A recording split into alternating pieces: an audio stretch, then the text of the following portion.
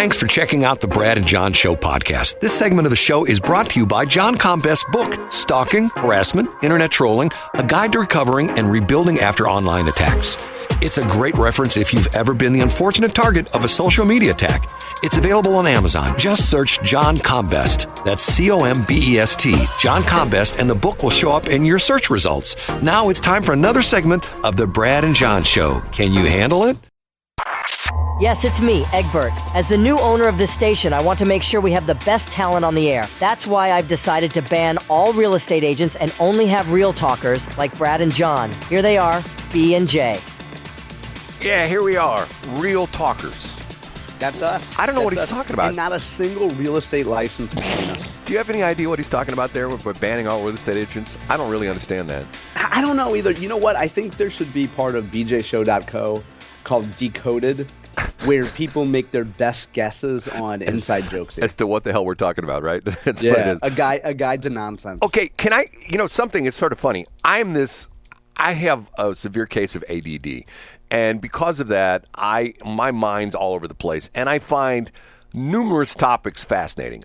You know what? I think anybody that's ever listened to any of your shows would know that, Brad. Go ahead. I'm a voracious reader of stuff online. And just early this morning, because we had some technical problems on Westplex and I had to be up early, I was reading this interesting story about the National Association of Realtors, which is, the organization. And the other thing is, can I give you a little thing which always cracks me up? Yeah, of course. Even people who sell real estate who have that title, they call themselves realtors. There's no A in there. I hate it. Is one of my biggest verbal pet peeves. I'm so glad you mentioned that. And it's like when people say espresso. There's no X in espresso. Right. It's espresso. There is no such thing as a realtor. It's realtors. Realtor. Okay. Yes. The National Association of Realtors, the story was about the woman who has just stepped down as president. She just resigned within the last week or so. And she was only appointed in August. So she's been there, 4 or 5 months or something like that. I smell a scandal. Well, no, apparently the reason she stepped down is she's actually come out and admitted this. She's being blackmailed. And she won't say what she's being blackmailed about. She's the mother of 7 kids, has I don't know how many grandkids, very successful real estate agent, owns like 3 different brokerages, and a very successful person. But apparently somebody from her past has come forward and said, look, you are about ready to be exposed for who you really are. It sounds like she could use my book, but go ahead, Brad. Right. It's funny you should mention it. I'm thinking to myself, she needs John Combest's book. What's the name of the book again, John? Folks can find it by going to Amazon and just looking up stalking, harassment, trolling, any of those terms, or looking for my name, John Combest. Just chop. And it's about when you're at the center of a social media controversy. For example, you have a deranged stalker who posts pictures of your kids, who trolls for information about you, who tries to post court records to shame or humiliate you. How do you endure that? How do you move on? Okay, I will tell you a little behind-the-scenes stuff. I have someone, and I know exactly who this is, who is constantly trying to derail me and our radio stations. You don't know this story. I've never told you this before. And just recently, I will say someone that I do business with called me up one day and said, hey, man, he says, I got this email, this anonymous email about you and one of your stations. This is pretty serious stuff. And I said, send it to me. And sure enough, he sent it to me. And it was a dissertation about technical deficiencies with one of our radio stations, how we are causing unbelievable interference to another radio station here in the St. Louis area. Okay? So somebody has some kind of a beef that they clearly have a vested interest in this. Right. And they say they have already contacted the owners of this other radio station and that they're aware of the fact that I am causing all these problems, and this person that they sent this email to should not do business with me under any circumstances. Okay? Mm-hmm. So over the past 2 weeks, I have talked to the top 3 people at this other radio station, and all 3 of them are like, we have no idea what you're talking about. I sent him the email was sent anonymously. I don't know how they did that, but it was sent anonymously. Maybe it was like a burner email address or something like that. And it was sent to this company, and the top three of these people, this other radio station says, we've never heard of this. We have no problems with you. We've never had any issues with you. We don't have any interference issues. We have no idea what this is about. And it's like, okay, knock it off. And the thing that's sad for me is I've told you this before, and I have someone that I deal with on a daily basis who is having some issues, and I won't say what they are, and I told this person, show up in their office. I said, just one morning, just 9 o'clock, walk in the office. Hey, I'm here to talk to you about this. And things will change. Yep. And especially, the other problem now is, in the COVID area, some offices you can't get into anymore. You know what I mean? Sure. Yeah. But see, the crazy thing about this is what you talk about, like with your book, your book about, it's the keyboard warriors. Absolutely. The funny and part they're of it is, scared to face you face to face, Brad. but they're down in their mom's basement. Hey, I'm gonna blow this guy out of the water. Look what I'm gonna do. I'm gonna say, once upon a time he did blah blah blah. That kind of stuff. And it, it's to the point where it's like, okay, so why is it your goal in life to ruin other people's lives? I've never understood that. Well, and here's why. So let's go to the acronym that's in my book. So I use the acronym CHRIS. And to be clear, and I make this clear at the beginning of the book, that the examples that I use in my book are fictional and are not based on any real life incidents. So let's use CHRIS as an example. CHRIS stands for cowardly, heavy. They have heavy emotions. And let's go right to the I, because Brad, that's what you're pointing out. They're isolated. So they may even, they might be out of their mom's basement finally, but they've isolated themselves from people who really know them, who people know what their own secrets, quote, secrets are, and they seek to isolate you. So Brad, clearly what they're trying to do is they're trying to cut off other people who know you, who respect you, who may do business from you. They want you to be as isolated emotionally and financially as they are. Are you talking about? That's their attack method. The CHRIS method is based on making you feel lower, making you be cowardly, making you have resentment and heavy emotions. And I know you well enough to know that you don't let yourself devolve into that. But other people who might not have those skills do fall into that, Brad. Well, okay, there's two names come to mind, and I've once again, don't like what I'm going to say. Chris Dickhouse used to work for me, and Brian Richardson, guy at KFAV. Both of them trash me all the time. I mean, You mean Scott Dickhouse? Well, no. Chris Dickhouse used to work for me, who is like Scott Dickhouse's cousin or some crazy stuff like that. I don't know Chris. Chris Dickhouse used to work for me. She works at KFAV right now. Oh, it's a she. Okay. Oh, yeah, it's a she. Well, anyway.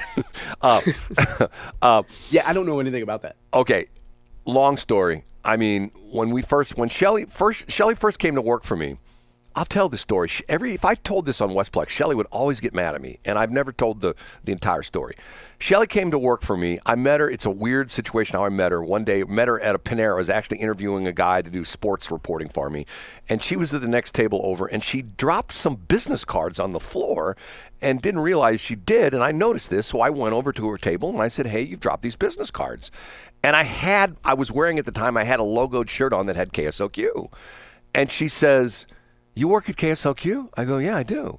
She goes, I've always been interested, in the radio business. Could I maybe talk to you about it sometime? I said, yeah. So I gave her my cards. One thing led to another. We got together and we talked, and pretty soon she started doing some stuff for me part-time, and the rest is history. So one of the first things she wanted to do was she wanted to join the O'Fallon Chamber of Commerce.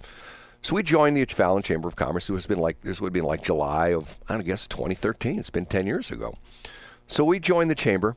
And about a month later, one day, I get a certified letter from the O'Fallon Chamber of Commerce. And I'm thinking to myself, what is this? So I open it up, and it's a very formal letter. Dear Mr. Hildebrand, it's from, at the time, the lady who was running the O'Fallon Chamber of Commerce. And it's a very formal letter. You have been accused of violations of code of ethics or whatever the heck it was in the O'Fallon Chamber of Commerce. Oh, yeah, true story. Matter of fact, I still got it sometime. I'll send it to you. And, and there were like 4 different counts against me. And the thing went on to quote the charter of the O'Fallon Chamber of Commerce, stating that any member for the first 2 months of their membership is deemed to be a probationary member, and any other member in good standing in the chamber can protest the fact that that member has been, admitted into the Chamber of Commerce, and there has to be a tribunal hearing as to whether. There's no way you're serious. Oh no, true story. True. If Shelley were here, she'd tell you the whole story. Wow. So I call at the time, and it said, contact me and we will arrange a tribunal date. And I'm going, what the hell is this? This sounds like a Seinfeld episode. Well, so I contact Erin, who was the president of the chamber at the time, O'Fallon Chamber, wonderful woman.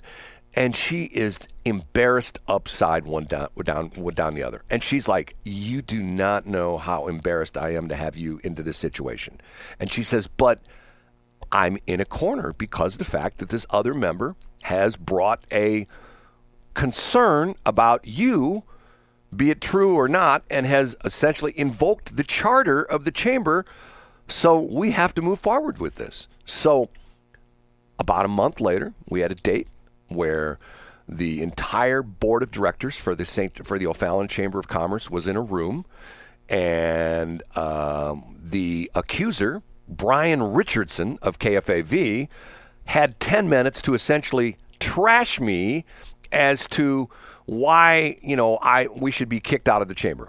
And then I had my chance to stand up and say, okay, let me explain the situation. And there were accusations about quite a few things. And the interesting part of it was there was one accusation there about the fact that I had been kicked out of the Washington Chamber of Commerce, which was not the case at all. And the interesting part of that was after I got this letter, I called the lady. Matter of fact, she's still the head of the Washington Chamber of Commerce. Her name was Jennifer Giesick. I called her up and I said, Jennifer, I'm a little bit upset with you about what you told the O'Fallon Chamber of Commerce. And she was clueless. She's like, what are you talking about? I caught her absolutely, she's blindsided. She says, I have no idea what you're talking about.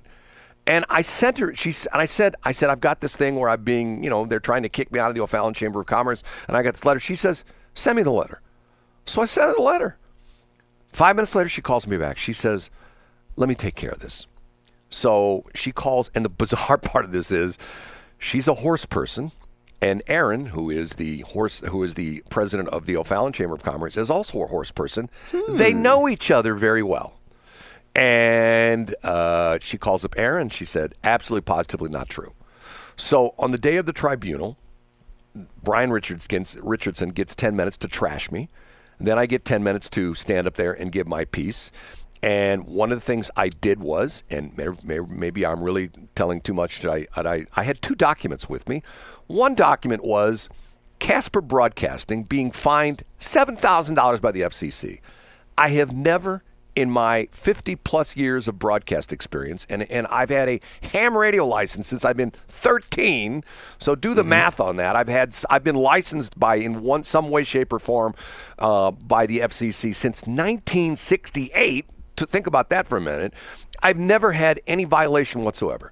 They got a $7,000 violation. Matter of fact, actually to the point where they should have gotten a $14,000 violation, but the guy gave him a little bit of slack. Not only that, but our buddy Chris Dickhouse and her girlfriend were secretly sending me death threats in my email.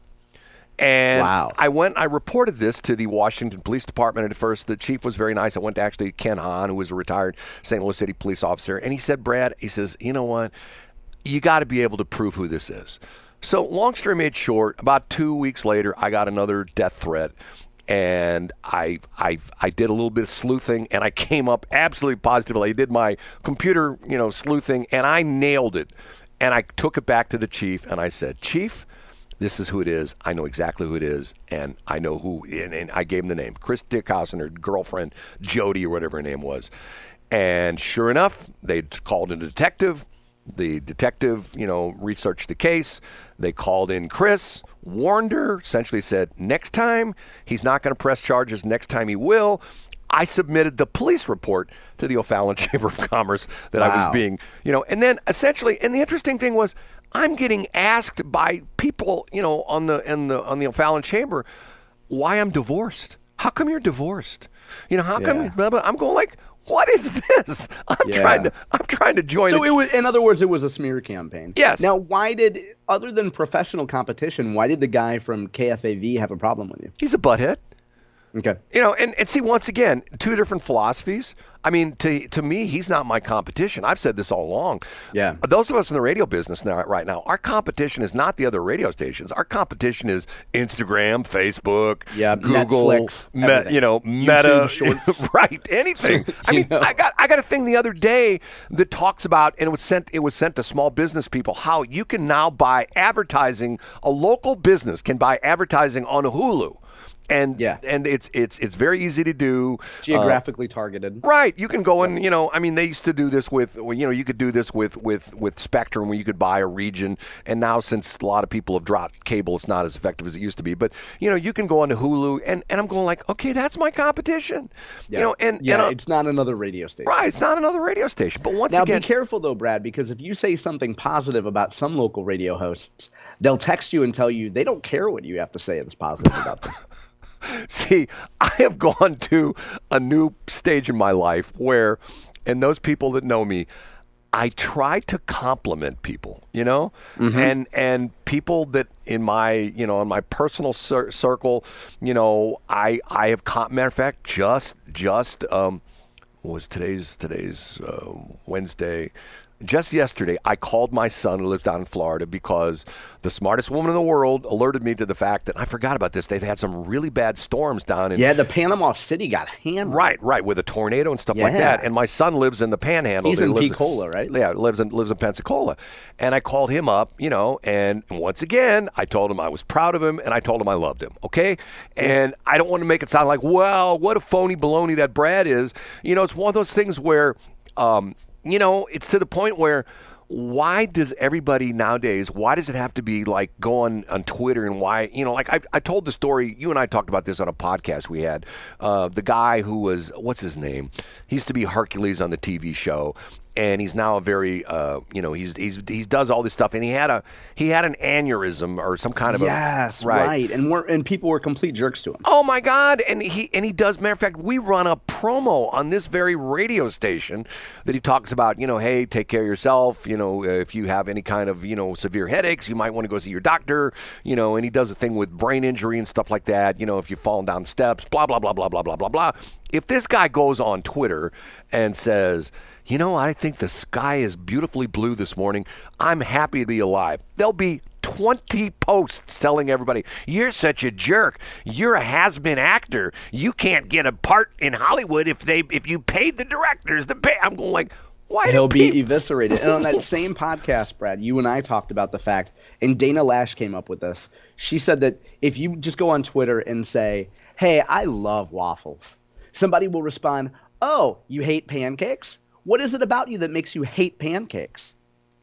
Well, I once again, I don't understand that. And our situation is here, what are we trying to do with this radio station? When you and I do this show, we're not trying to, we're essentially giving people political information, stuff like that. And having fun and making people laugh once in a while. Right. We're not trying to say, well, don't ever talk to that guy because he's a Democrat and we hate those Democrats. Absolutely not. Right. Brad, and I know we're up against time. One of the things that I love is that I never name people that text me or send me messages, but 2 people yesterday texted me and used the word entertaining and laugh. And they said they listened to us on the drive to and from Jefferson City, and they find us to be entertaining, and we make them laugh, and it's way different than any other political show. You know what? Maybe we put a smile on people's face. But see, Brad. there's a whole thing where it's gotten to the point where I listen to a lot of talk radio, and to the point where how many times can you get on and tell everybody how the president doesn't sound like he's got all his marbles? Yeah, and, read your same 3 talking points that you give on every station across Missouri. And how many times can you play the sound bite of Kamala Harris and her word salad? It gets old after a while. It's the same old stuff. Right, SOS. right. Okay, we have to take a break. We're way behind. It's all your fault, John. It is.